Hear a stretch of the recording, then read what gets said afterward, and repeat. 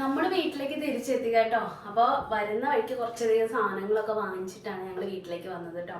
അപ്പോൾ വന്നപ്പോൾ അതായത് കുറച്ച് ചിക്കൻ, കുറച്ച് സാധനങ്ങൾ ഒക്കെ ഇതുപോലത്തെ ഗ്രൗണ്ട് നട്ട് ഇല്ലേ, ഇതിനെന്താ പറയുക, നിലക്കടലയോ അങ്ങനത്തെ സാധനമില്ലേ, അതൊക്കെ. ഇതിൻ്റെ പേര് എക്സാക്റ്റ് എനിക്ക് അറിഞ്ഞുകൂടാ. ഗ്രൗണ്ട് നട്ടാണ്.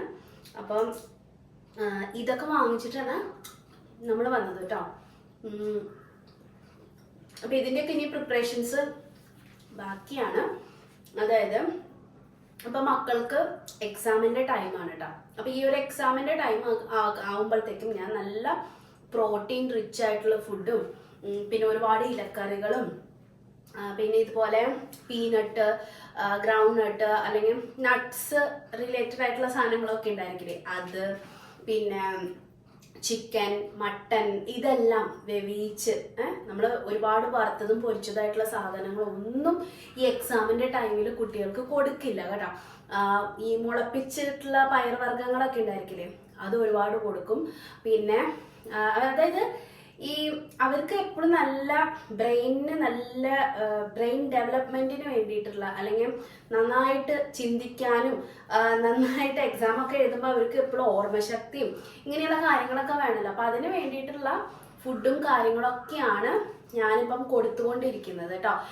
ഈ വറുത്തതും പൊരിച്ചതും ഈ പുറത്തു നിന്നുള്ള ഫുഡ് ഐറ്റംസ് ഒക്കെ ഉണ്ടായിരിക്കുമല്ലോ, ഈ ജങ്ക് ഫുഡ്സ് ഒക്കെ ഉണ്ടല്ലോ, ഇതെല്ലാം ഒഴിവാക്കിയിട്ട്, അല്ലെങ്കിൽ നമ്മൾ അധികം ജങ്ക് ഫുഡ്സിന്റെ ആൾക്കാരല്ല, എന്നാൽ പോലും നമ്മൾ വാങ്ങിക്കുകയും കഴിക്കുകയൊക്കെ ചെയ്യണം. അങ്ങനത്തെ പരിപാടികളൊക്കെ ഈ ഒരു ഫെബ്രുവരി മാസം ഫുൾ കംപ്ലീറ്റ് ആയിട്ട് നമ്മൾ അവോയ്ഡ് ചെയ്തിട്ടുണ്ട് കേട്ടോ.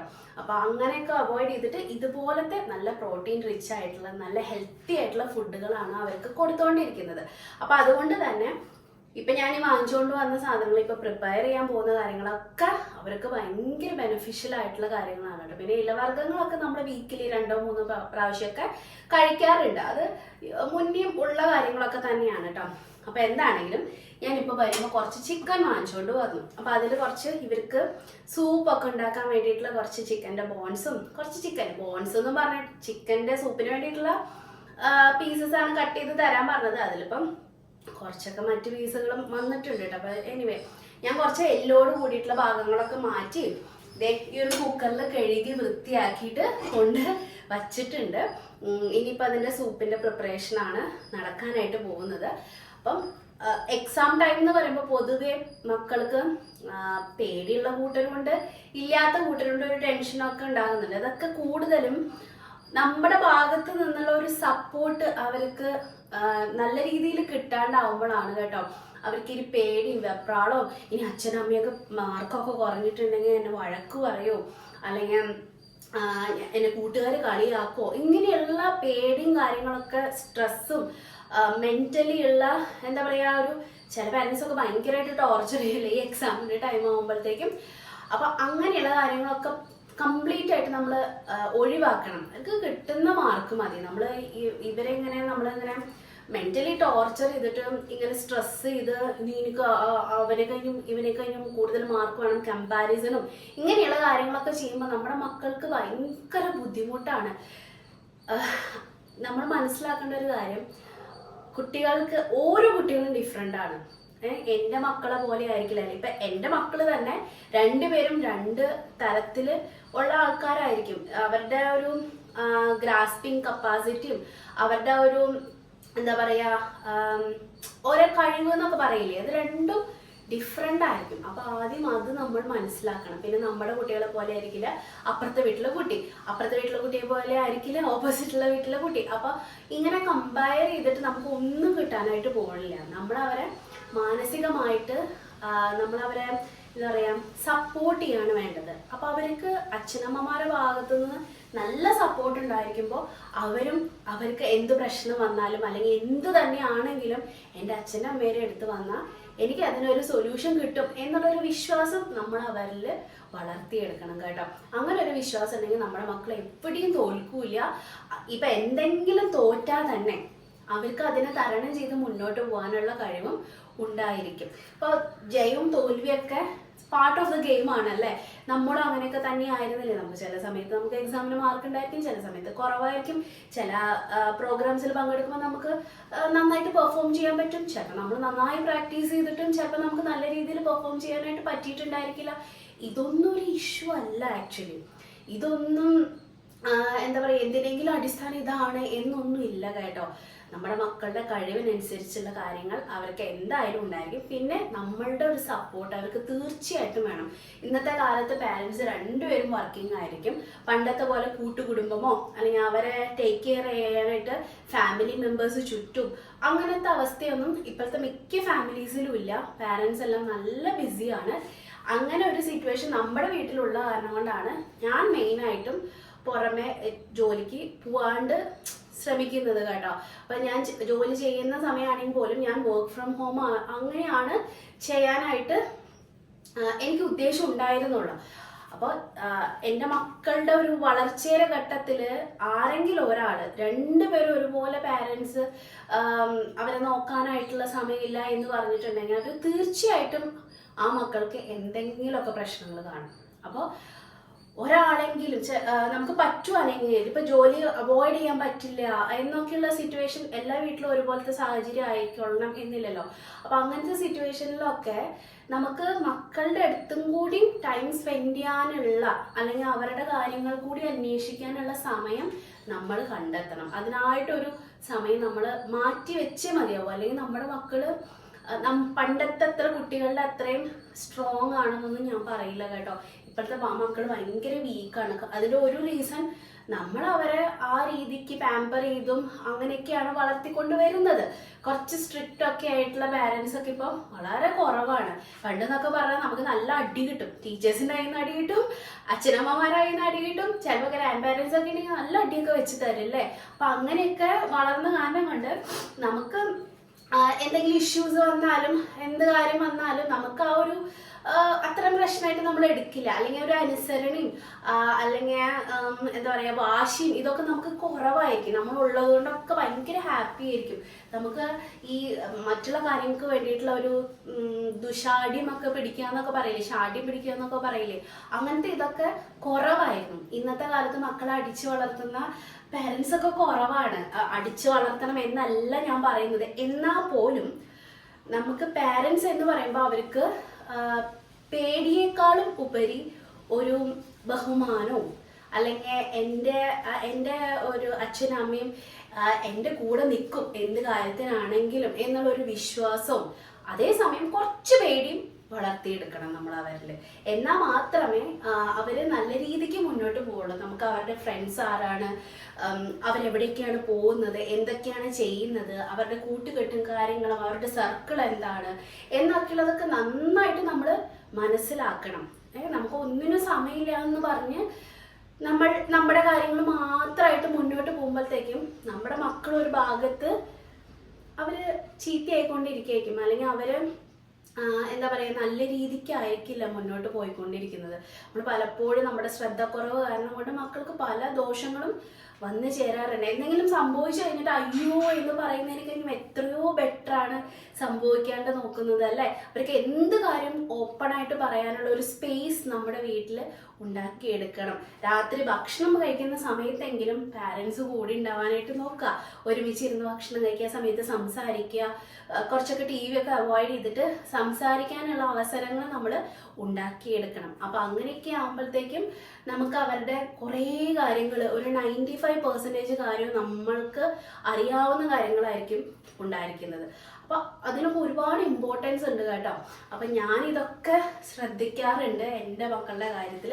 ഇപ്പം എല്ലാവരുടെ കാര്യവും നമുക്ക് അന്വേഷിക്കാനായിട്ട് പറ്റില്ലല്ലോ. അപ്പം അറ്റ്ലീസ്റ്റ് നമ്മൾ ഈ ചെറിയ ഫാമിലിയാണ് അല്ലേ, 4 പേരടങ്ങുന്ന ഒരു ചെറിയ ഫാമിലിയാണ്. ഇവിടെ വല്ലപ്പോഴും വരുന്ന ഞങ്ങളുടെ പാരൻസ് അല്ലാണ്ട് വേറെ ആരുമില്ല. പിന്നെ ഇപ്പോൾ വർഷത്തിൽ 1 പ്രാവശ്യമോ മാക്സിമം 2 പ്രാവശ്യമൊക്കെയാണ് ഞാൻ നാട്ടിലേക്ക് പോകുന്നത്. അപ്പോൾ ഇവരുടെ കസിൻസിനെ കാണുന്നതും ഇവർക്ക് ആക്ച്വലി അങ്ങനെ അറിയാം എല്ലാവരും. ഞാൻ എല്ലാവരും അറിയാമെങ്കിലും ഇവർക്ക് എന്താ പറയുക, അത്രയും നമ്മളുടെ ആ ഒരു ചെറുപ്പത്തിലത്തെ പോലത്തെ ആ ഒരു ഭയങ്കര അറ്റാച്ച്മെന്റ് എന്നൊക്കെ നമ്മൾ പറയില്ലേ, ആ ഒരു ഇത് ഇന്നത്തെ കാലത്തെ മക്കൾക്കില്ല. അപ്പോൾ അത് നമ്മൾ അറ്റ്ലീസ്റ്റ് നമ്മുടെ വീട്ടിലെങ്കിലും അങ്ങനത്തെ സിറ്റുവേഷൻ ഉണ്ടാക്കിയെടുക്കണം. അല്ലാന്നുണ്ടെങ്കിൽ നമ്മുടെ മക്കളൊക്കെ എപ്പോഴേ കൈവിട്ട് പോയി എന്ന് കുറച്ച് വലുതാകുമ്പോൾ നമുക്ക് അവരെ ഒരിക്കലും കൺട്രോൾ ചെയ്യാനായിട്ട് പറ്റില്ല. കുറച്ച് കഴിയുമ്പോഴത്തേക്കും അവരുടെ ഫ്രണ്ട്സും അവരുടെ സർക്കിളും അവരുടെ കാര്യങ്ങളും ഒക്കെ ഡിഫറെൻ്റ് ആയിരിക്കും. അപ്പോൾ ചെറുപ്പം തൊട്ട് നമ്മളെ എങ്ങനെ വളർത്തിക്കൊണ്ട് വരുന്നോ അതിൻ്റെ ഒരു എഫക്റ്റ് എന്തായാലും അവരുടെ ലൈഫിൽ കാണും. കുറച്ച് ദിവസം മുന്നേ, ഒരാഴ്ച പോലും ആയിട്ടില്ല, ഒരു കുട്ടി സൂയിസൈഡ് ചെയ്തതായിട്ട് ഞാൻ ന്യൂസ് കണ്ടായിരുന്നു. പഠിച്ചിട്ടും പഠിച്ചതൊന്നും എൻ്റെ തലയിൽ കയറുന്നില്ല. അവൻ്റെ സൂയിസൈഡ് നോട്ടിൽ എഴുതി വെച്ചിട്ടുള്ള കാര്യം, പഠിച്ച കാര്യങ്ങളൊന്നും എൻ്റെ തലയിൽ കയറുന്നില്ല, എനിക്ക് പരീക്ഷ നന്നായിട്ട് എഴുതാനായിട്ട് പറ്റില്ല എന്നൊക്കെ പറഞ്ഞിട്ടാണ് കുട്ടി സൂയിസൈഡ് ചെയ്തിരിക്കുന്നത്. ഞാൻ ഞെട്ടിപ്പോയി. അത്രയ്ക്കും മാനസിക സംഘർഷം വരാനും മാത്രം എനിക്ക് അറിഞ്ഞൂടാ എങ്ങനെയാണ് കുട്ടികൾ ഇങ്ങനെയൊക്കെ ചിന്തിക്കുന്നത്, എങ്ങനെയാണ് ഇതിനൊക്കെയുള്ള ധൈര്യം കിട്ടുന്നതെന്ന് എനിക്ക് അറിഞ്ഞൂടാ. കുറേ സിനിമകളും ഇങ്ങനത്തെ കാര്യങ്ങളൊക്കെ അങ്ങനെ ഇറങ്ങുന്നുണ്ട്. അക്രമവും അതും ഇതും ഒക്കെ ആയിട്ടുള്ള സിനിമകൾ കാണുമ്പോഴും അവരുടെ മനസ്സിൽ അതാണ് ശരിയെന്ന്, ഒന്ന് പറഞ്ഞാൽ രണ്ടാമത്തേന് നമ്മൾ അടിക്കണം, കുത്തണം, വെട്ടണം, ഇങ്ങനെയുള്ള ചിന്തകൾ അവരുടെ തലയിൽ ഇങ്ങനെ കയറും. നമ്മുടെ ചെറുപ്പത്തിലുള്ള സിനിമകളൊക്കെ നിങ്ങളൊന്ന് ആലോചിച്ച് നോക്കിയൊക്കെ, കുടുംബമായിട്ടുള്ള സിനിമകളും അങ്ങനെ ഫാമിലിക്ക് കാണാൻ പറ്റുന്ന രീതിയിലുള്ള സിനിമകളൊക്കെയാണ് ഇറങ്ങിയിരുന്നത്. ഇപ്പോഴത്തെ അങ്ങനെയാണോ? ഈ കള്ളും കഞ്ചാവും പെണ്ണും അതും ഇതും സൂയിസൈഡും കൊലപാതകവും ഇങ്ങനത്തെ കാര്യങ്ങളാണ് സമൂഹത്തിലേക്ക് ഈ സിനിമ ത്രൂ ഇറക്കി വിടുന്നത്. അപ്പൊ അതൊക്കെ കണ്ടു വളരുന്ന മക്കൾക്ക് അതാണ് ശരിയെന്ന് തോന്നും. അവരെ കുറ്റം പറയാനായിട്ട് പറ്റില്ല. അപ്പൊ നമ്മളെപ്പോഴും ഇപ്പൊ സിനിമ എന്നല്ല, എന്ത് കാര്യമാണെങ്കിലും നമ്മുടെ ഭാഗത്ത് നിന്നൊരു ശ്രദ്ധ അവരുടെ കാര്യങ്ങളിൽ തീർച്ചയായിട്ടും ഉണ്ടായിരിക്കണം. അല്ല എന്നുണ്ടെങ്കിൽ നമ്മൾ നാളെ ദുഃഖിക്കേണ്ടതായിട്ട് തന്നെ വരും. അപ്പൊ എല്ലാവരും ശ്രദ്ധിക്കുക.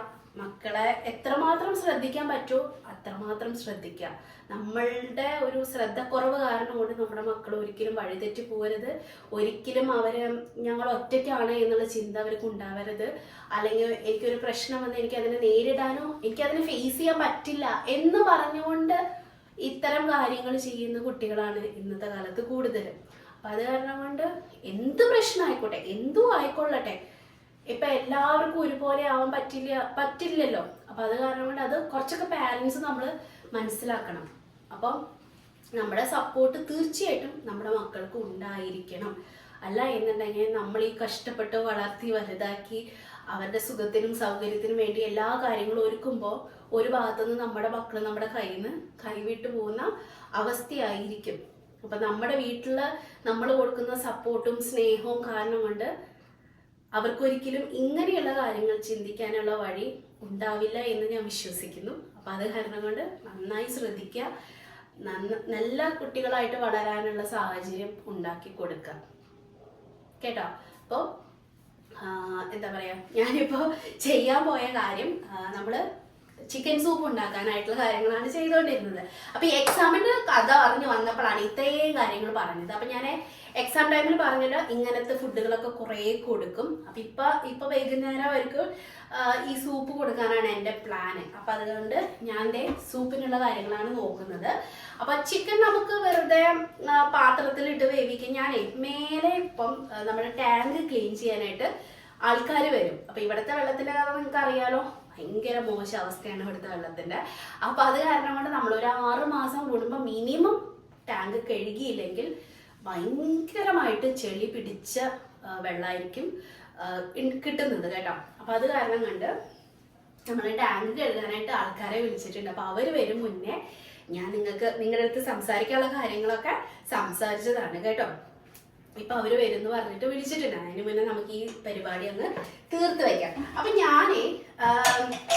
ചിക്കൻ ഞാൻ ആക്ച്വലി വീഡിയോ എടുക്കണ്ടെന്ന് വിചാരിച്ചത്. പിന്നെ ഞാൻ വിചാരിച്ചു അല്ലെങ്കിൽ എൻ്റെ വീഡിയോ ഭയങ്കര ലെങ്തി ആയിരിക്കില്ല, ലെങ്ത് കുറവായി പോവും. അപ്പം അതുകൊണ്ട് ഞാൻ എടുക്കണം. അപ്പം ഇതിൽ എന്താ ഉണ്ടായെന്ന് വെച്ചാൽ ഞാൻ ചിക്കൻ്റെ പീസുകൾ ഇതിലേക്ക് ഇട്ടിട്ടുണ്ട് കേട്ടോ. പിന്നെ ഒരു 4 കപ്പ് 5 കപ്പൊക്കെ വെള്ളം ഇതിനകത്തേക്ക് ഒഴിക്കണം. കാരണം ഞാൻ ഇച്ചിരി അധികം ചിക്കൻ എടുത്തിട്ടുണ്ട് കേട്ടോ.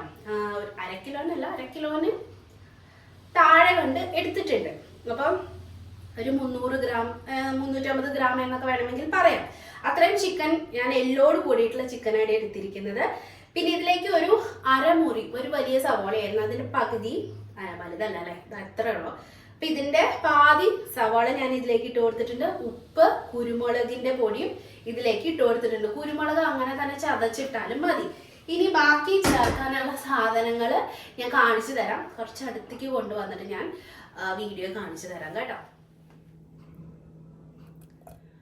അപ്പോൾ ഒരു 2-3 വെളുത്തുള്ളിയും അതുപോലെ തന്നെ ഇഞ്ചിയുടെ പീസ്, 1 ഇഞ്ച് നീളത്തിലുള്ള ഇഞ്ചിയുടെ പീസും കൂടി ഞാൻ ഇതിലേക്ക് ആഡ് ചെയ്തിട്ടുണ്ട് കേട്ടോ. അപ്പോൾ കുരുമുളക്, ഉപ്പ്, സവാളയുടെ പകുതി, ഇഞ്ചി, വെളുത്തുള്ളി, പിന്നെ ഉപ്പ് ഞാൻ പറഞ്ഞു, പിന്നെ നമുക്ക് ആവശ്യത്തിന് വെള്ളവും ചിക്കനുമാണ്. ഇത്രയും സാധനങ്ങളാണ് ഞാനിട്ട് 1-2 വിസിലിൽ വേവിച്ചെടുക്കാനായിട്ട് പോകുന്നത്.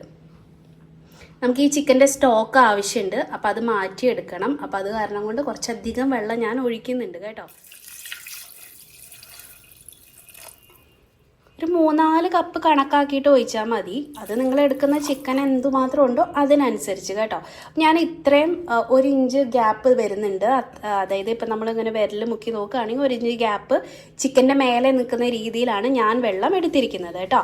അപ്പം ഇനി നമുക്കിത് കുക്ക് ചെയ്തിട്ട് എടുക്കാം. ചിക്കൻ സൂപ്പ് ആണെങ്കിൽ എന്ത് തരം സൂപ്പ്, ഇപ്പോൾ വെജിറ്റബിൾ സൂപ്പ് ആയിക്കോട്ടെ, ചിക്കൻ സൂപ്പ് ആയിക്കോട്ടെ, മട്ടൻ സൂപ്പ് ആയിക്കോട്ടെ, എന്ത് സൂപ്പുകളാണെങ്കിലും 1-2 പ്രാവശ്യം വീക്കിലി കൊടുക്കുന്നതാണ് നല്ലത് കേട്ടോ. അല്ലാണ്ട് എല്ലാ ദിവസവും ഇത് നല്ലതാണെന്ന് വെച്ചിട്ട് എല്ലാ ദിവസവും ഒന്നും കുട്ടികൾക്ക് കൊടുക്കാനായിട്ട് പാടില്ല. ഇപ്പം ചിക്കൻ സൂപ്പിന് എന്തൊക്കെ ഗുണങ്ങൾ എന്ന് വെച്ചിട്ടുണ്ടെങ്കിൽ ഹൈ പ്രോട്ടീൻ ആണല്ലേ ചിക്കൻ എന്ന് പറയുന്നത്. അപ്പോൾ ഈ ചിക്കൻ സൂപ്പിന്റെ കൂട്ടത്തിൽ നമ്മളിതേ വെജിറ്റബിൾസും കൂടിയും ആഡ് ചെയ്യുന്നുണ്ട്. അപ്പോൾ ആ വെജിറ്റബിൾസിന്റെ ഗുണം കൂടിയും അവർക്ക് ലഭിക്കും. ഇപ്പം ഞാൻ ഇതിൽ ആഡ് ചെയ്യാൻ പോകുന്നത് ക്യാരറ്റ്, ബീൻസ്, അതുപോലെ സ്വീറ്റ് കോൺ, നമുക്ക് ബ്രോക്കലി ഉണ്ടെങ്കിൽ ബ്രോക്കലി ആഡ് ചെയ്യാം. പിന്നെ നമുക്ക് ഇഷ്ടമുള്ള വെജിറ്റബിൾസ്, ഇപ്പം ക്യാബേജോ ക്യാപ്സിക്കോ എന്ത് വേണമെങ്കിൽ നമുക്ക് ആഡ് ചെയ്യാം കേട്ടോ. അപ്പം അത് കുട്ടികളുടെ ഇഷ്ടം കൂടി നോക്കുക. അവർക്ക് നല്ല ടേസ്റ്റി ആയിട്ട് എന്ത് സാധനം കൊടുത്താലും അവർക്ക് കഴിക്കാനായിട്ട് ഇഷ്ടമായിരിക്കും. ഒരുപാട് പുളിയും ഒരുപാട് എരിവും ഒരുപാട് അങ്ങനത്തെ രീതിയിൽ കഴിക്കാൻ അവർക്ക് ഒട്ടും താല്പര്യം ഉണ്ടായിരിക്കില്ല. അപ്പൊ അവരുടെയും കൂടി ഇഷ്ടം കൺസിഡർ ചെയ്തിട്ടുള്ള ഫുഡുകൾ നമ്മൾ അവർക്ക് ഉണ്ടാക്കി കൊടുക്കുമ്പോഴത്തേക്ക് അവർക്കത് എൻജോയ് ചെയ്ത് കഴിക്കാനും പറ്റും. നമ്മുടെ ഉദ്ദേശം അവർക്ക് നല്ല രീതിയിലുള്ള ഹെൽത്ത് ബെനിഫിറ്റ്സ് ഉണ്ടാവുക എന്നുള്ള നമ്മുടെ സതുദ്ദേശം പ്രാവർത്തികമാവുകയും ചെയ്യും. അപ്പൊ ഇത് ഭയങ്കര പ്രോട്ടീൻ റിച്ച് ആണ് ചിക്കൻ എന്ന് പറയുന്ന സാധനം. ചിക്കൻ സൂപ്പ് കൊടുക്കുമ്പോഴത്തേക്കും അവർക്ക് അവരുടെ ഇമ്മ്യൂണി സിസ്റ്റം, ഇപ്പം ഈ സൂപ്പ് എന്നൊക്കെ പറയുന്നത് ഇപ്പം എക്സാമിന്റെ ടൈം ആകുമ്പോൾ ചില കുട്ടികൾക്ക് പനിയും കോൾഡും ഇങ്ങനെ ഓരോ ക്ലൈമറ്റിനൊക്കെ അനുസരിച്ചല്ലേ. ഇപ്പൊ പിന്നെ അങ്ങനെ ക്ലൈമറ്റ് ഒന്നും ഒന്നുമില്ല, എപ്പോഴും ഈ പൊടിയും കാര്യങ്ങളൊക്കെ കാരണം മക്കൾക്ക് എപ്പോഴും അസുഖങ്ങളാണ്. അപ്പം ഇത്തരത്തിലുള്ള അസുഖങ്ങളെയൊക്കെ മാറ്റി നിർത്താനായിട്ട് അവരുടെ ഇമ്മ്യൂണി സിസ്റ്റം ബൂസ്റ്റ് ചെയ്യാനും അവരുടെ ആ ഒരു ഹെൽത്ത് പ്രോബ്ലംസ് ഒക്കെ ഇപ്പോഴത്തെ കുഞ്ഞുങ്ങൾക്ക് ഒരുപാടുണ്ട്. അപ്പൊ എന്റെ മകൾക്കും ഉണ്ട്, എന്റെ മകനും ഉണ്ട്, എല്ലാവർക്കും ഉള്ള പ്രശ്നങ്ങളൊക്കെ തന്നെയാണ്. അപ്പൊ ഒരു പരിധി വരെ തടയുക എന്നുള്ളതാണ് നമ്മൾ ഉദ്ദേശിക്കുന്നത്. അപ്പൊ അവർക്ക് അവരുടെ മെന്റൽ ഹെൽത്തിനാണെങ്കിലും അവരുടെ ബ്രെയിൻ ഡെവലപ്മെന്റിനാണെങ്കിലും അവരുടെ ബോൺസിന്റെ മസിൽസിന്റെ ഒക്കെ ഡെവലപ്മെന്റിനാണെങ്കിലും ഒരു സ്ട്രോങ് ആയിട്ട് ഹെൽത്തി ആയിട്ട് ഇരിക്കാനൊക്കെ ആയിട്ട് ഇങ്ങനെ സൂപ്പുകൾ നമ്മൾ ഉണ്ടാക്കി കൊടുക്കുന്നത് ഭയങ്കര നല്ലതാണ്. പ്രോട്ടീൻ റിച്ച് ആയിട്ടുള്ള ഫുഡ് കൊടുക്കുക എപ്പോഴും, അങ്ങനത്തെ കാര്യങ്ങളൊക്കെ ശ്രദ്ധിക്കുക കേട്ടോ. അപ്പൊ അതിനാണ് ഞാൻ ഇന്ന് ഇവർക്ക് ഇപ്പൊ ഇതിനകത്ത് ഇപ്പൊ നോക്കി നിങ്ങൾ ചിക്കൻ ഉണ്ട്, വെജിറ്റബിൾസ് ഉണ്ട്, ഇനി നമ്മളൊരു എഗ്ഗ് പൊട്ടിച്ച് ഇതിന്റെ എഗ് വൈറ്റ് നമ്മൾ കൊടുക്കും. അപ്പം ദിവസം 1 മുട്ട നമുക്ക് കുട്ടികൾക്ക് കൊടുക്കാം കേട്ടോ. 1 മുട്ട ദിവസം നമുക്ക് കൊടുക്കാം. ഇപ്പൊ പെൺകുഞ്ഞുങ്ങളൊക്കെ ആകുമ്പോൾ എല്ലാ ദിവസവും കൊടുക്കുന്നത് ഒഴിവാക്കിയിട്ട് ഒരു 1.5 വെച്ച് അല്ലെങ്കിൽ 2 ദിവസം കൂടുമ്പോൾ ആഴ്ചയിൽ 3 പ്രാവശ്യമൊക്കെ മുട്ട പുഴുങ്ങി കൊടുക്കാം. ഒരിക്കലും മുട്ടേനെ അല്ലെങ്കിൽ ഓംലെറ്റ് ഉണ്ടാക്കിയിട്ട് എണ്ണയാക്കിയിട്ട് അങ്ങനെയല്ല, പുഴുങ്ങി കൊടുക്കുക. അവർക്ക് മുട്ട പുഴുങ്ങിയിട്ട് വേണം കുഞ്ഞുങ്ങൾക്ക് കൊടുക്കാനായിട്ടിട്ട്. അപ്പൊ എന്തെങ്കിലുമൊക്കെ രീതിയിൽ നല്ല രീതിക്കുള്ള പ്രോട്ടീൻ അവരുടെ ശരീരത്തിലേക്ക് എത്താനുള്ള മാർഗങ്ങൾ നമ്മൾ ഉണ്ടാക്കി കൊടുക്കുക. ഫ്രൂട്ട്സ്, വെജിറ്റബിൾസ് ഒക്കെ ധാരാളം കഴിപ്പിക്കുക അവരെ കൊണ്ട്. ഇപ്പൊ ഇനിയിപ്പോ സമ്മർ ആയ കാരണം കൊണ്ട് ഒരുപാട് വെള്ളം കുടിക്കാനായിട്ട് നിർബന്ധിച്ചാലേ കുഞ്ഞുങ്ങള് വെള്ളം കുടിക്കുള്ളൂ. തൻകുട്ടിക്കൊക്കെ ഭയങ്കര മടിയാണ് വെള്ളം കുടിക്കാനായിട്ട്. അപ്പം നിർബന്ധിച്ച് ഞാൻ കുടിപ്പിക്കുകയാണ് കേട്ടോ. അപ്പൊ എൻ്റെ ഒരു ശ്രദ്ധയുള്ള കാരണം കൊണ്ട് ഇപ്പൊ വെള്ളത്തിന്റെ കാര്യങ്ങളൊക്കെ നന്നായിട്ട് കുടിക്കുന്നുണ്ട്. അപ്പൊ അങ്ങനെയുള്ള കാര്യങ്ങളൊക്കെ ശ്രദ്ധിക്കുക. ഇതുപോലെ നല്ല ഫുഡുകൾ ഉണ്ടാക്കി കൊടുക്കുക. ഇനിയിപ്പോ അതെ തനുകുട്ടിക്ക് ഈ TV കാണുമ്പോൾ അല്ലെങ്കിൽ വെറുതെ ഇരിക്കുന്ന സമയത്തൊക്കെ എന്തെങ്കിലുമൊക്കെ ഇങ്ങനെ കുറച്ചുകൊണ്ടിരിക്കുന്ന സ്വഭാവമുണ്ട്. അപ്പോൾ നമ്മൾ ഇങ്ങനെ ഈ ചിപ്സും ബിസ്ക്കറ്റുകൾ, ക്രീം ബിസ്ക്കറ്റുകൾ, ഒരുപാട് ചിപ്സ്, ബേക്കറി ഐറ്റംസ് ഇങ്ങനെയുള്ള ഐറ്റംസ് ഒന്നും തന്നെ ഇവർക്ക് രണ്ടുപേർക്കും നമ്മൾ വാങ്ങിച്ചു കൊടുക്കാറില്ല. ഒട്ടും കൊടുക്കില്ല എന്നല്ല, വല്ലപ്പോഴും ഒക്കെ കൊടുക്കും. അപ്പൊ അവർക്ക് അതിന് പകരമാണ് നമ്മൾ ഇങ്ങനെയുള്ള സാധനങ്ങളൊക്കെ ഇൻട്രൊഡ്യൂസ് ചെയ്യേണ്ടത് കേട്ടോ. അപ്പൊ ഈ ഒരു ഗ്രൗണ്ട് നട്ടൊക്കെ ഞാനിത് കഴുകി വൃത്തി, ഇപ്പൊ ഇവിടെ ഇത് 1 കിലോന് 100 രൂപയാണ് വില വരുന്നത്. ഞാനിത് ഇപ്പൊ വരുന്ന വഴിക്ക് വാങ്ങിച്ചതാണ്. 1 കിലോ 100 രൂപയായിരുന്നു. അപ്പൊ അതിന്റെ പാതി എടുത്ത് 1/2 കിലോന് എടുത്തിട്ട് ഞാനിതേ വേവിക്കാന്ന് വെച്ചാൽ നമ്മുടെ കുക്കറിൽ 2 വിസിലാണ് ഞാൻ വേവിച്ചത്. അല്ലെങ്കിൽ നമുക്ക് ഇഡ്ഡലി ചെമ്പിലിട്ട് ആവി കയറ്റിയിട്ടാണെങ്കിലും നമുക്ക് വേവിച്ചെടുക്കാം. എനിക്ക് ഈ കുക്കർ കിട്ടേണ്ട കാരണം കൊണ്ട് കുറെ കുക്കർക്ക് എടുത്ത് ഇങ്ങനെ കഴുകാനുള്ള മടി കാരണം കൊണ്ട് ഇത് ചെയ്യും മുന്നേ ഞാനിത് വേവിച്ച് ഊറ്റി മാറ്റി കേട്ടോ. കുറച്ച് ഉപ്പും പിന്നെ ഇത് കഴുകി വൃത്തിയാക്കിയതിന് ശേഷം ഇട്ട് കൊടുത്ത് 2 വിസിൽ അടിച്ചപ്പോഴത്തേക്കും നല്ല അടിപൊളിയായിട്ട് ഇത് വെന്ത് വന്നു. 2 വിസിൽ 1-2 വിസിൽ ആവശ്യമുള്ളൂ കേട്ടോ. അപ്പൊ ഇതിങ്ങനെ പിടിച്ച് ഞെക്കണ വശം തന്നെ ഇത് പൊളിയും 2 പീസ്. അപ്പൊ ഇത് കണ്ടോ, ഒരു പാത്രം ഉണ്ട്. അപ്പൊ അവൾക്കാണെങ്കിലും പിക്കൂനാണെങ്കിലും 2 പേർക്കാണെങ്കിലും ടിവിയോ വെറുതെ ഇരിക്കുന്ന സമയത്തോ എന്തെങ്കിലും പഠിക്കുമ്പോഴൊക്കെ സൈഡിലൊക്കെ എന്തെങ്കിലുമൊക്കെ ഇരുന്നവർക്ക് ഇഷ്ടമാണ്. അപ്പൊ ഞാൻ ഇതെല്ലാം പൊളിച്ച് കണ്ടോ ഇതുപോലെ ഇരിക്കും. അപ്പൊ ഈ 2 എണ്ണം ഉണ്ടായിരിക്കും ഇതിനകത്ത്. അപ്പൊ ഈ കടല കണ്ടോ 2 എണ്ണം ഇത് ഞാൻ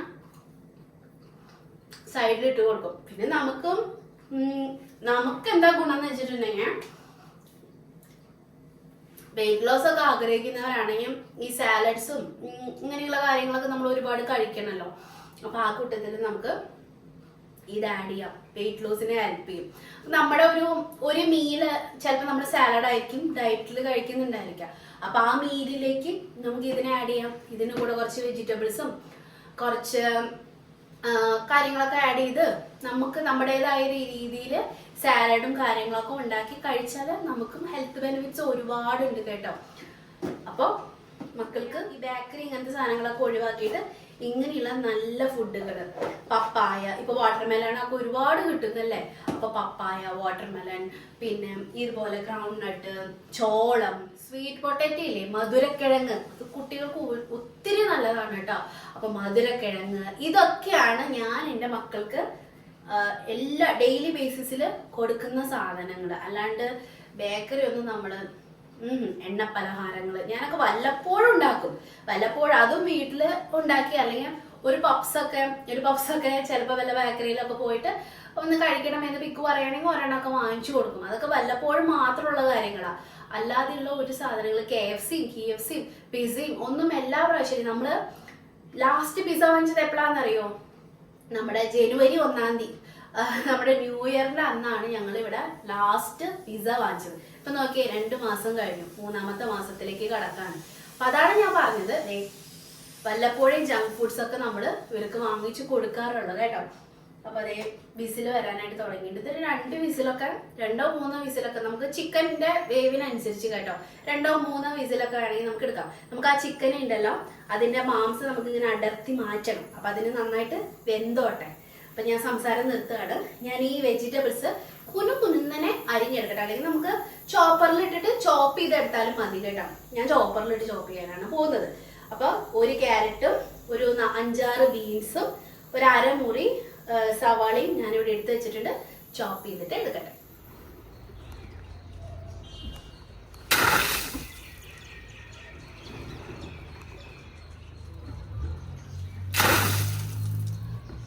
അപ്പോഴത്തേക്ക് നമ്മുടെ ടാങ്ക് ക്ലീനിങ്ങിനുള്ള ആൾക്കാരൊക്കെ വന്നിട്ടുണ്ടായിരുന്നു. അപ്പോൾ ഒരു 90% നമ്മൾ വെള്ളം കഴിച്ചു വെച്ചിട്ടുണ്ടായിരുന്നു. ഇച്ചിരി മാത്രം ബാക്കിയുണ്ടായിരുന്നു. പക്ഷേ ആ ടാങ്കിൻ്റെ അടിവശത്തെ ചെളിയാണ് ഈ കാണുന്നത്. എൻ്റെ ദൈവമേ, ചോക്ലേറ്റിൻ്റെ കളറിലാണ് ചെളി പോയിരുന്നത് കേട്ടോ. അപ്പോൾ ഇവിടുത്തെ വെള്ളം ഇങ്ങനെയാണ്, ഭയങ്കര മഡായിരിക്കും ആ വാട്ടറിനകത്ത്. അപ്പോൾ ഒരു 6 months കൂടുമ്പോഴെങ്കിലും കഴുകിയില്ലെങ്കിൽ നമുക്ക് നല്ല പണിയായിരിക്കും. നമ്മൾ 6 മാസം കൂടുമ്പോഴൊക്കെയാണ് കഴുകൽ. ഇനിയിപ്പോൾ അതും പറ്റില്ലെന്ന് തോന്നുന്നു. അത്രയ്ക്കും മഡായിരുന്നു ഈ ടാങ്കിനകത്ത് കേട്ടോ. പിന്നെ അതെല്ലാം കഴുകി നല്ല നീറ്റാക്കിയിട്ട് അവരെ എടുത്തു.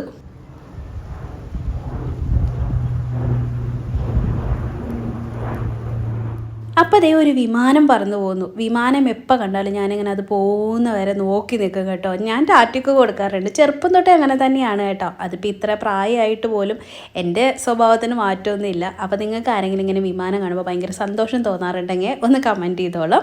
അപ്പോൾ അതേ ഇപ്പോഴും പ്രാവുകൾ വന്ന് ഭക്ഷണം കഴിക്കുന്നുണ്ട് കേട്ടോ ഇവിടെ നിന്ന്. അതുകൊണ്ട് എല്ലാ ദിവസവും ഞാൻ വെള്ളവും ഭക്ഷണവും അവർക്ക് വെച്ച് കൊടുക്കും കേട്ടോ. അപ്പോൾ സ്റ്റോക്ക് ഞാൻ ചിക്കൻ്റെ മാറ്റി കുക്കറിലേക്ക് വെച്ചിട്ട് ചിക്കൻ അപ്പുറത്തെ ഭാഗത്ത് ഇരിക്കുന്നു. ഈ വെജിറ്റബിൾസ് ക്യാരറ്റും ബീൻസൊക്കെ കുനുകുനാന്ന് അരിഞ്ഞെടുത്തിട്ട് ഒരു 2-3 കൈപ്പിടിയോളം ഉണ്ടായിരുന്നു കേട്ടോ. പിന്നെ സ്വീറ്റ് കോൺ ഇവിടെ ഇരിക്കുന്ന കാരണം കൊണ്ട് അതും കുറച്ചധികം ഇതിലേക്ക് ഇട്ട് കൊടുത്തിട്ടുണ്ട്. ഉപ്പൊക്കെ ചെക്ക് ചെയ്തതിന് ശേഷം ഇനി ഈ വെജിറ്റബിൾസ് വേകുന്ന വരെ നമ്മൾ വെയിറ്റ് ചെയ്യണം. അതിനിപ്പോൾ ഒരു 10 മിനിറ്റ് എടുക്കുള്ളൂ കേട്ടോ. അപ്പോൾ ആ സമയം നമുക്ക് വേറൊരു ജോലി ചെയ്യാം. ഈ ഒരു ചിക്കനില്ലേ നമ്മളിങ്ങോട്ട് മാറ്റി വെച്ചത് ഊറ്റി വെച്ചതാണേ. അപ്പോൾ ഇത് നമുക്ക് നന്നായിട്ട് പൊളിച്ച് അതിൻ്റെ പീസസ് മാത്രം എല്ലൊന്നും ഇല്ലാണ്ട് കുനുകുനാന്നാക്കിയിട്ട് എടുക്കണം. ഇതുപോലെ ഇരിക്കും. ഇപ്പോൾ അതേ നമ്മുടെ വെജിറ്റബിൾസ് എല്ലാം വെന്ത് നമ്മുടെ സൂപ്പ് നന്നായിട്ട് തിളയ്ക്കാൻ തുടങ്ങി. അപ്പോൾ ഈ ഒരു സമയത്ത് ചിക്കൻ ഞാനിങ്ങനെ പൊളിച്ച് വെച്ചതില്ലേ അത് ഇതിലേക്ക് ആഡ് ചെയ്ത് കൊടുക്കുകയാണ്. ഈ സമയത്ത് നമുക്കൊരു മുട്ടയുടെ വെള്ളയും കൂടി ഇതിലേക്ക് പതപ്പിച്ചിട്ട് അടിച്ച് ചേർക്കണം കേട്ടോ. അപ്പോൾ എന്നിട്ട് പെട്ടെന്ന് തന്നെ മിക്സ് ചെയ്യണം, എന്നാലാണ് ഇതിങ്ങനെ നൂല് പോലെ എടുക്കുള്ളൂ. കാണാനൊരു ഭംഗിയും കഴിക്കാൻ ടേസ്റ്റും അങ്ങനെ തന്നെയാണ് കേട്ടോ. അപ്പോൾ നന്നായിട്ട് മിക്സ് ചെയ്തിട്ട് എടുക്കുക. അത് ഇങ്ങനെ ഇരിക്കും മുട്ട ഇതിലേക്ക് ഒഴിച്ചിട്ടുണ്ടെങ്കിൽ. ഇനി നന്നായിട്ട് തിളപ്പിക്കണം. പിന്നെ ആവശ്യത്തിന് ഉപ്പുണ്ടോ കുരുമുളകുണ്ടോ അതായത് എരിവുണ്ടോ എന്നൊക്കെയുള്ളത് ചെക്ക് ചെയ്യുക. അതൊക്കെ നമ്മുടെ ഇഷ്ടത്തിന് ചെയ്യാം. പിന്നെ ഒരു സ്പൂണോളം സോയാ സോസ് ഞാൻ ഒഴിച്ച് കൊടുത്തിട്ടുണ്ട്, അല്ലെങ്കിൽ ഒരു സ്പൂൺ വിനീഗർ ചേർത്ത് കൊടുക്കാം. ഇതിലേതെങ്കിലും ഒന്ന് മതി. അപ്പം സോയാ സോസ് ആണെങ്കിൽ നമുക്ക് ഈ സൂപ്പിനെ സ്വീറ്റ് ആൻഡ് സോർ സൂപ്പ് എന്ന് വിളിക്കാം, അല്ലെങ്കിൽ സാധാരണ സ്വീറ്റ് കോൺ സൂപ്പ് എന്നും വിളിക്കാം. അപ്പം ഞാൻ എൻ്റെ കയ്യിൽ കുറച്ച് മല്ലിയില ഇരിപ്പുണ്ടായിരുന്നു, അത് ഇട്ട് കൊടുത്തിട്ടുണ്ട്. നിങ്ങളുടെ കയ്യിൽ ഉള്ളിത്തണ്ട് ഉണ്ടെങ്കിൽ അതായത് സ്പ്രിംഗ് ഓണിയൻ ഉണ്ടെങ്കിൽ അത് നിങ്ങൾക്ക് ചേർത്ത് കൊടുക്കാം. എങ്ങനെ വേണമെങ്കിൽ ചെയ്യാം കേട്ടോ. ഇനിയിപ്പോൾ തീ ഓഫ് ചെയ്ത് കൊടുക്കുകയാണെങ്കിൽ എനിക്ക് ഈ ഒരു തിക്നെസ് മതി. ഞാനിതിൽ ആർട്ടിഫിഷ്യലായിട്ട് തിക്നെസ് വരാൻ വേണ്ടിയിട്ട് കോൺഫ്ലോർ ഒന്നും മിക്സ് ചെയ്ത് ചേർക്കുന്നില്ല. നിങ്ങൾക്ക് ഇനി നല്ല കട്ടിയിൽ സൂപ്പ് വേണം എന്നാണെങ്കിൽ ഒരു സ്പൂൺ കോൺഫ്ലോർ കുറച്ച് വെള്ളത്തിൽ കലക്കിയിട്ട് ആഡ് ചെയ്ത് കൊടുക്കുക. എന്നിട്ട് മിക്സ് ചെയ്യുമ്പോഴത്തേക്കും അതിനൊരു തിക്നെസ് വരും. അത് നിങ്ങളുടെ ഇഷ്ടപ്രകാരം അതിൻ്റെ കൺസിസ്റ്റൻസി നിങ്ങൾ നോക്കുക കേട്ടോ. അല്ലാന്നുണ്ടെങ്കിൽ നമ്മൾ ഈ ഒരു സമയത്ത് തീ ഓഫ് ചെയ്ത് കൊടുക്കുക. ഒരു 5-10 മിനിറ്റ് കഴിഞ്ഞിട്ട് കുടിച്ചാൽ മതി. അപ്പോൾ ചെറിയ ചൂടോട് കൂടിയിട്ടുള്ള നല്ല അടിപൊളി sweet and sour soup ready. ഞാനിപ്പം മേലേക്ക് കയറി വന്നതാണ്. ചെടി നനയ്ക്കണം. പിന്നെ നമുക്ക് ഇവിടെ ടാങ്ക് ക്ലീനിങ് ഒക്കെ കഴിഞ്ഞ് നല്ല അഴുക്കായിട്ടായിരുന്നു കിടന്നിരുന്നത് കേട്ടോ. അപ്പോൾ അതൊക്കെ ഒന്ന് ശരിയാക്കണം എന്ന് വിചാരിച്ചിട്ട് ഇങ്ങോട്ട് വന്നതാണ്. നോക്കിയപ്പോൾ ഉണ്ടടാ മുഴുവൻ ഡ്രൈ ആയി പൊടി രൂപത്തിലാണ് ഇപ്പോൾ കിടക്കുന്നത്. അപ്പോൾ അത്രയും വെയിലുണ്ടെന്ന് വേണം മനസ്സിലാക്കാനായിട്ട്. പിന്നെ നമ്മൾ കുറേ പോട്ടുകൾ ആ സൈഡിൽ നിന്ന് എടുത്ത് മാറ്റി വെച്ചിട്ടുണ്ടായിരുന്നു. കാരണം ഈ ചെളിവെള്ളം അവർ പുറത്തേക്ക് ഒഴിക്കുമ്പോൾ നമ്മുടെ ചെടി മുഴുവൻ അഴുക്ക് പിടിക്കും. അപ്പോൾ അത് കാരണം കൊണ്ട് ഞാൻ ചെടികളെ മുഴുവൻ ഈ സൈഡിലേക്ക് മാറ്റിയിട്ടുണ്ടായിരുന്നു. അതൊക്കെ തിരിച്ചപ്പുറത്തേക്ക് എടുത്ത് വെക്കണം. അതിനൊക്കെ വേണ്ടിയിട്ടാണ് ഞാനിപ്പോൾ മേലേക്ക് കയറി വന്നിരിക്കുന്നത് കേട്ടോ. അപ്പോൾ ആ പരിപാടി ചെയ്തിട്ട് അതിന് മുന്നേ ഞാൻ നിങ്ങൾക്ക് ഒരു കാര്യം കാണിച്ചു തരാം. എന്നിട്ട് നമുക്ക് പോട്ടും കാര്യങ്ങളൊക്കെ നീറ്റാക്കിയിട്ട് അതത് സ്ഥാനത്തേക്ക് മാറ്റി വയ്ക്കാം. അപ്പോൾ ഇതാണ് ഞാൻ പറഞ്ഞ ആ കാഴ്ച കേട്ടോ. ഞങ്ങൾക്ക് വർഷത്തിൽ 1-2 തവണ മാത്രം കാണാൻ കിട്ടുന്ന ഈ ഒരു കാഴ്ചയാണ്. തൊട്ടടുത്തുള്ള പറമ്പിൽ നല്ല അടിപൊളിയായിട്ട് നമ്മുടെ ഈ പൂവ് വിരിഞ്ഞ് നിൽക്കുന്നുണ്ടായിരിക്കും. കോളാമ്പിയുടെ മരമാണ് കേട്ടോ കാണുന്നത്. പക്ഷെ ഭയങ്കര ഭംഗിയാണ് കേട്ടോ. അതുകൊണ്ട് നിങ്ങൾക്ക് കാണിച്ചു തന്നാണ്. അപ്പോൾ ഈ ഒരു ഏരിയ ആയിരുന്നു ഞാൻ പോട്ടുകൾ മാത്രം മാറ്റി വെച്ചിട്ടുണ്ടായിരുന്നത്. അപ്പോൾ ദേ ഇവിടെ ക്ലീൻ ചെയ്ത് വെറുതെ ഒന്ന് ഡസ്റ്റ് ചെയ്തു, അത്രേ ഉള്ളൂ. എന്നിട്ട് ഞാൻ തിരിച്ച പോട്ടുകളൊക്കെ അതേ സ്ഥാനത്തേക്ക് മാറ്റി വെച്ചിട്ടുണ്ട്. വെയിൽ കൊണ്ട് നമ്മുടെ ചെടി ഇതൊക്കെ കുറച്ച് നേരം കൊണ്ട് അതിൻ്റെ തുമ്പെല്ലാം കരിഞ്ഞു കേട്ടോ. അപ്പോൾ അത്രയും വെയിലുണ്ട്. അപ്പോൾ അങ്ങനെ എൻ്റെ ക്ലീനിങ്ങും കാര്യങ്ങളൊക്കെ കഴിഞ്ഞു. ചെടികളെയൊക്കെ അങ്ങോട്ടേക്ക് മാറ്റി വെച്ചു. അപ്പോൾ ഞാൻ നിങ്ങൾക്ക് വേറൊരു സാധനം ഫംഗ്ഷന് പോയിട്ടുണ്ടായിരുന്നല്ലോ. അപ്പോൾ അവിടെ നിന്ന് എല്ലാവർക്കും ഗിഫ്റ്റായിട്ട് ഇതേ ജെയ്ഡ് പ്ലാന്റിനെയാണ് കൊടുത്തിരിക്കുന്നത് കേട്ടോ. ഈ പ്ലാന്റിൻ്റെ പേര് ജെയ്ഡ് എന്നാണ്, ജെയ്ഡ് പ്ലാന്റ്. ഓക്കെ, അപ്പോൾ ഇത് നമുക്ക് സൺലൈറ്റിലും വയ്ക്കാം, അതല്ലാതെ ഇൻഡോറായിട്ടോ അല്ലെങ്കിൽ കാർ ഷെഡിൽ അങ്ങനെയൊക്കെ ആയിട്ട് വളർത്താനും പറ്റുന്ന ഒരു പ്ലാന്റാണ്. ഇത് ഓൾറെഡി നമ്മുടെ കയ്യിലുണ്ട് കേട്ടോ. പക്ഷെ അത് കുറച്ച് വലുതാണ്. ഞാൻ നിങ്ങൾക്ക് കാണിച്ചു തരാം. കണ്ടോ, ഇതും ജെയ്ഡ് പ്ലാന്റ് ആണ്, ഇതും ജെയ്ഡ് പ്ലാന്റ് ആണ്. ഇത് കുറച്ച് വലുതായി, വലിയ പോട്ടിൽ വെച്ചാൽ നന്നായിട്ട് വലുതാവും. അപ്പോൾ അതുകൊണ്ടാണ് എടുത്ത് കാണിച്ചത്. കണ്ടോ, നന്നായിട്ട് വലുതായി, നല്ല വെയിറ്റാണ്. ഞാൻ തിരിച്ചു കൊണ്ട് വെക്കട്ടെ കേട്ടോ. ഇതുപോലെ ഒരുപാട് ബ്രാഞ്ചസ് ഒക്കെ വരും. ബുഷിയായിട്ട് നമുക്ക് വളർത്താനും പറ്റും കേട്ടോ നമ്മുടെ ജെയ്ഡ് പ്ലാന്റ്. കണ്ടോ, അപ്പോൾ അതുകൊണ്ടാണ് ഞാൻ പറഞ്ഞത് നമുക്ക് സൺലൈറ്റിലും വളർത്താൻ പറ്റും, ഇൻഡോറായിട്ടും വളർത്താൻ പറ്റും ജെയ്ഡ് പ്ലാന്റിന് കേട്ടോ. അത്ര പെട്ടെന്ന് അങ്ങനെ നശിക്കുന്ന പ്ലാന്റോ അല്ലെങ്കിൽ ബഗ്സ് അറ്റാക്ക് ചെയ്യുന്ന പ്ലാന്റോ ഒന്നുമല്ല. അപ്പോൾ അവർ ഗിഫ്റ്റായിട്ട് എല്ലാവർക്കും വരുന്ന എല്ലാവർക്കും അത് ഇവിടുത്തെ ഒരു പ്രത്യേകതയാണ് കേട്ടോ.